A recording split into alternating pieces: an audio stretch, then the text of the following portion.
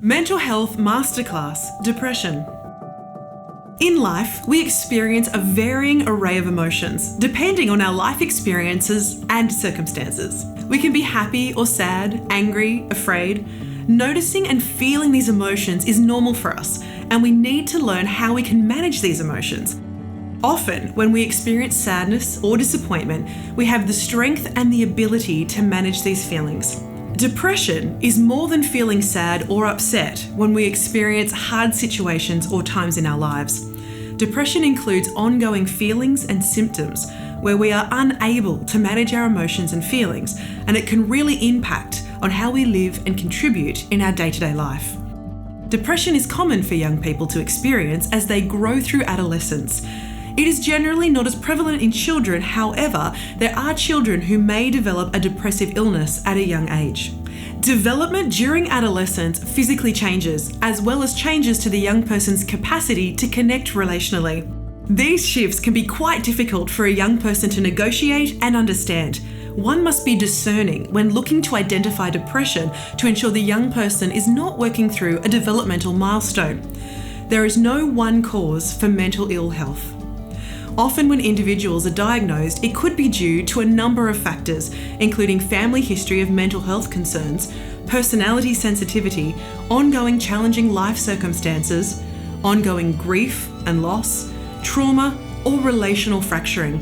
All of these challenges can lead to the development of the first depressive episode. Understanding depression symptomology. When children and young people feel sad and depressed, there is a change in their behaviour. Often individuals will struggle to motivate themselves to complete tasks at home or at school. Attending school may be impacted, and they may not attend school regularly. They will sleep longer and may experience changes to their appetite, where they may eat more or less. Children and young people may find they have lost interest in activities they once enjoyed, or become teary or angry for no apparent reason. When looking at these symptoms, we would monitor whether an individual has had this decline for 2 weeks or more. Young people may suggest they have difficulty concentrating and being able to follow what is happening in class. Individuals who are experiencing depression will isolate from those who love them and can experience thoughts to harm themselves and even engage in this behaviour. Often, in young people, we see an isolation from friendships, remaining in their room when at home, or ceasing to engage in sport or community groups. What is important to understand is that although suicidal ideation plan, intent and engagement in non-suicidal self-injury may be present when a young person has a diagnosis of depression, not all young people will experience this. Each individual experience of the depressive episode will be different, and at different times will be marked by particular behaviours or symptoms. Exploring the challenges children and young people face who struggle with depression and appropriate response strategies. It can be a challenging space for you as the educator to speak to a child or young person about their depressive symptoms. And whilst you're not expected to provide clinical intervention, speaking with and exploring the concerns for the individual can be really helpful in supporting the child or young person. Explore with them about their current feelings of distress, asking simple questions like, "What happened?" and "Have you ever felt this way before?" These can provide context and build a basis for determining next steps of support for the individual. Validation for an individual's experience is really important. You may not feel the same way they do. However, by providing empathy and care, you will build confidence for the child and young person to seek out assistance when they're distressed. Encouraging help-seeking behaviours is of utmost importance when supporting a young person who is distressed. If they feel comfortable and confident to ask for support when distressed, this will assist them to engage with referral options. Being able to listen will allow space for the child and young person to share promoting secure and safe relationships with adults. Developing confidence to support a child who is struggling with depression within a school setting. By familiarising yourself with the symptoms and responses of depression as an educator, you will grow in your confidence and capacity to support students who are struggling. You do not need to be an expert mental health clinician to support individuals struggling with depression. This information provides you with the knowledge to recognise symptoms and behaviours, but also to encourage you to step toward a child and young person struggling, to offer compassion and empathy. When you're with a child or young person struggling with depression, your next steps would be as follows within a school setting. Listen to their concerns. By listening to a person's distress, you are validating their experience and their ongoing concerns. Showing you are listening will assist the individual to manage their responses. When people feel validated and heard, they are able to grow in their ability to manage their uncomfortable feelings. Show empathy and compassion. In this space, we are allowing the child or young person to know that what they say is okay. They won't be judged or in trouble for sharing. Encourage the young person to sit with their distress for a short period of time. Often when we feel distressed, we want to remove ourselves from the situation, but by learning to feel the strong emotion of sadness or distress, it will help the young person build their own confidence to manage their feelings. We can often place great importance on our feelings and believe they have greater influence on us than they actually do. All our feelings can do when distressed is make us feel mad, sad, and bad. By learning to recognise these feelings and allowing them to be present when upset means we grow in our capacity to deal with hard circumstances. This growth is of the utmost importance for children and adolescents. Be clear about your next steps as the adult. Children and young people respond well to process and are able to follow when processes are given to them. If you need to take next steps to show continued support or need to speak to their parents or another staff member, being clear with the individual will continue to build the relationship between the two of you, and you are modelling safe and appropriate relationship with an adult. When it comes to ongoing treatment and support for children and young people who experience ongoing depressive symptoms, professional help and support is recommended and encouraged. Encouraging the young person and their family to seek support is important. Discuss and provide help-seeking and referral pathways. Normalising seeking support can help break down stigma individuals feel when distressed. If you have any risk or safety concerns for the child or young person while they are struggling with depressive symptoms, informing their parent and caregiver is of utmost importance. Building the support around a young person when they feel distressed will assist them to access help and support. If you're concerned for the imminent safety of a child or young person, please do not hesitate to contact emergency services and follow your school's process.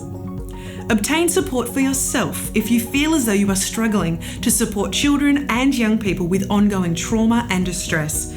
At times, our own vulnerabilities can be impacted by the support we provide, and you may need ongoing care and supervision to maintain your own health and well-being.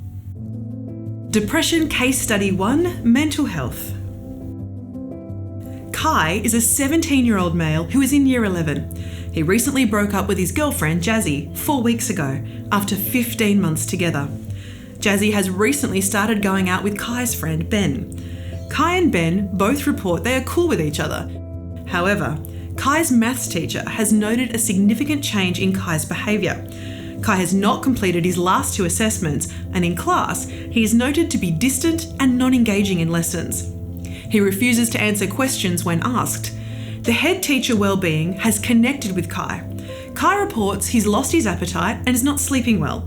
He stopped surfing of an afternoon and stopped playing footy. Kai has always been a great sportsman. Kai also said at times he thinks, "I'm not sure what the point of life is." He does not have any future plans and reports some resistance to the head teacher wellbeing to speak to his parents. Today, Kai is presented to the deputy's office after being sent out of class after not following instruction. He is withdrawn and teary and states, "My whole life is over and I want to die." Case study questions. What changes in behaviour have you noted? Not completed assignments, distant and not engaged in lessons, will not answer questions directed at him in class, yelling at the teacher in class. What mental health symptoms is Kai displaying? Impact upon loss of appetite, sleep disturbance, loss of interest in activities, disclosure of hopelessness. I'm not sure what the point of life is. Reports nil future plans. What are your next steps from a school perspective? considerations for assessment for Kai, contact with family with ongoing concerns for Kai and his low mood. What further information would you need to obtain? Collateral information from family in relation to behaviour change at home, ongoing support needs for Kai if community mental health team referral is required. What referrals pathways would you consider? Community mental health service referral due to the suicidal ideation and disclosure. Referral to GP for ongoing support. Depression Case Study 2, Intellectual Disability and Mental Health. Sasha is a 14-year-old girl who attends a local high school. She's been placed in a multi-categorical class due to a diagnosis of a mild intellectual disability and autism level 2. Sasha was able to complete primary school in mainstream. However, when she started in high school, it was noted she was unable to complete tasks in class and manage classroom work. She also struggled to move classrooms at the end of each period and was unable to organise herself in class. She's come to see the head teacher wellbeing distressed as she has experienced a fracture within her peer relationships. She reports she's been excluded from her group of friends and is no longer able to sit with them. Over the next 2 weeks, the teacher notices a change in Sasha's behaviour to include sitting alone in the playground and absences from school.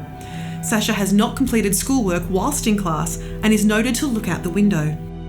The classroom teacher has called Sasha's mum Megan to talk about her concerns. Megan reports she has noted changes in behaviour to include withdrawing at mealtime, and mum has noticed some superficial scratching on her arms. Sasha has also stated to her mum, "But I wish I was just like everyone else." The classroom teacher, after speaking with mum, has shared this information with the head teacher wellbeing and year advisor. These conversations and changes in behaviour have been noted on Central. Case study questions. What changes in behaviour have you noted?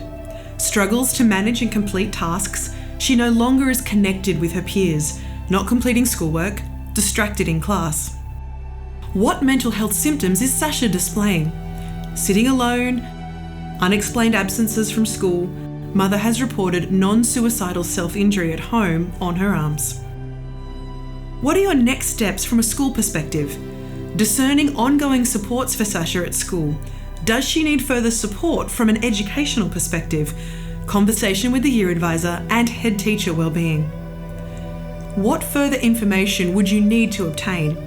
Does Sasha have a current NDIS plan? Is she able to access ongoing supports through this? Family support for the mother. Is she able to manage and support Sasha when at home? What referrals, pathways would you consider? Discussion at learning and wellbeing team meeting, and referral to school counsellor, referral for community or private mental health support.